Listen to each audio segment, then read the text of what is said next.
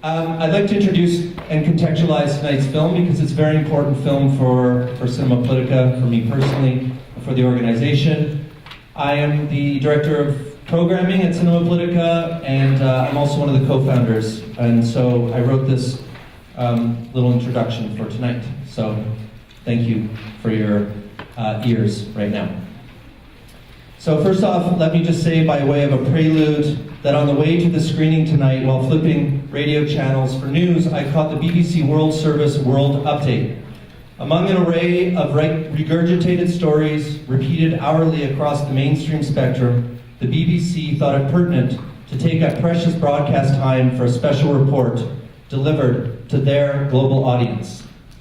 This report announced a new breakthrough. Scientists, it seems, have discovered how to get the last bit of ketchup out of the ketchup bottle. And so, tonight's film. This year marks the 25th anniversary of the release of the documentary Manufacturing Consent, NOAM, CHOMSKY, and the Media. When it was released in 1992, this remarkably inventive, trailblazing film by Mark Akbar and Peter Wintonic was a landmark for Canadian cinema, for documentary, and for political film in general. It not only introduced an entire generation to the writings and politics of progressive American linguist Noam Chomsky, but it also considered one of the earliest, it is also considered one of the earliest and still rare examples of a documentary able to achieve three things: critical acclaim, box office success, and wide circulation among activists and social movements. The film, screened theatrically in over 300 cities across the globe, became the most successful feature documentary in Canadian history and counts 24 awards among its achievements. Most importantly, however, Manufacturing Consent presented an engaged, compelling, and incisive critique of mainstream media. It focuses on Chomsky and his colleague Edward Herman's propaganda model, which lays out a scholarly and activist model for understanding the concentration of media ownership and the collusion between media and political and economic elite to maintain the status quo. When this film entered the public sphere, propaganda was a word most commonly associated with communist Russia, while advertisers and hucksters had already rebranded themselves with newspeak terms like public relations. Indeed, when the film launched, the concentration of media ownership in the hands of a few major corporations was either ignored completely or widely considered a natural and benign aspect of globalization. As for the troubling cocktail of media censorship, corporate interests, and government complicity, this film made visible the intentionally concealed dark side of mainstream media's populist gloss and sheen. In this light, Manufacturing Consent exemplifies Finlay Peter Dunn's famous axiom that media should afflict the comfortable and comfort the afflicted. Now, 25 years later, can we say with confidence that our corporate and state media fulfill this goal? The answer obviously is no.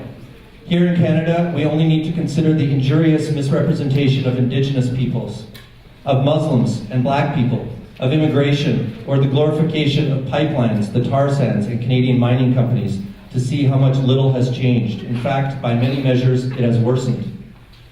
The same media outlets that raked in copious revenue just last year by wall-to-wall broadcasting the racist US presidential circus are now drumming up an absurd exaltation of Justin Trudeau as the yogic angelic antidote.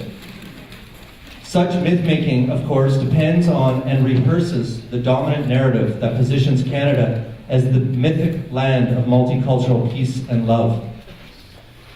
While the mainstream media may cry foul at President Agent Orange's ideological alternative facts, they themselves have much to answer for in misleading and misguiding the public. As Chomsky makes clear in the film, journalists and editors don't even need to be conscious of the propagandistic role they are playing. In fact, it is better if they remain unaware. They simply need to frame the story in conventional ways that erase systemic and structural context. A listen to CBC radio news headlines will confirm this. We learn of sensational instrumental violence like murder, but not the structural violence of climate change that is leading to the unnecessary deaths of tens of thousands of people around the world, mostly people of color. Nor do we hear of the much more prevalent destructive corporate malfeasance which occurs around the globe every day. Watching mainstream news on television is no different, as it paints a very skewed picture of the world.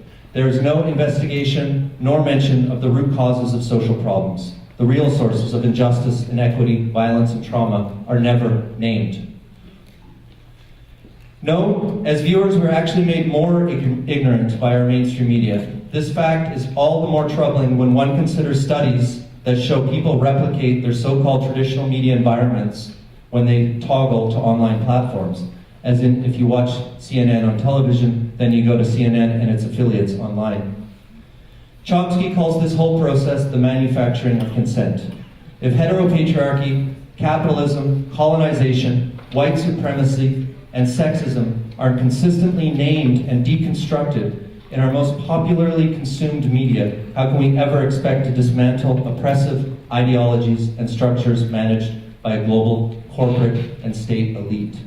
The answer, in part, is to be informed and to help our families, friends, neighbors, and everyone in between to be better informed as well. That starts with engaging with, supporting, and championing alternative media dedicated to social justice, which includes subscribing and donating when we can. And there is a lot to choose from. Here are just a few examples of mostly, admittedly, Anglophone alternative media, which you may or may not know about in no particular order. And we'll post these on our website and invite you to post there as well. The Media Co-op has many across Canada. Briar Patch Magazine, Ricochet, Rabble, Wind Speaker, Anishinaabe News, Guts Magazine, No More Potlucks, It'sGoingDown.org, Unicorn Riot, Democracy Now!, Intercontinental Cry, Roar Magazine, Alternet, Bitch Magazine, The Intercept, Truth Dig, Feminist Sting, The Radical Film Network, Mother Jones Magazine, The Real News Network, Al Babor, Le Guac, National Observer, Upping the Ante, The Link and CKUT Radio, and so many more campus media examples. And Teen Vogue. And I was about to say, does anyone want to shout out any other examples not on that list? Teen Vogue. Teen Vogue, not, well, maybe, I don't know, is it there? Any others? I got Rabble here. Truth.org. I got it too, it was there. I read them too fast, sorry. Okay, I'm gonna finish here. On a personal note, this film is partially responsible for the reason we're all here tonight. For both myself and Cinema Politica Executive Director Svetla Turnin, viewing manufacturing consent opened our eyes to the problems of mainstream media and the importance to commit ourselves to its alternatives, especially to the genre of independent documentary. And so nearly 2 decades later, tonight's event is part of a grassroots political documentary screening network that now spans the globe and can be counted among a growing alternative media family. To conclude, while manufacturing consent, Noam Chomsky and the media may be slightly dated, especially in its lack of diverse on-screen representation of both people and alternative media, it also was ahead of its time in 2 ways. First, it showed that documentaries can be both deeply political and entertaining at the same time. And second, it drew attention to fake news, at least 2.5 decades before a certain reality TV star turned politician discovered its existence.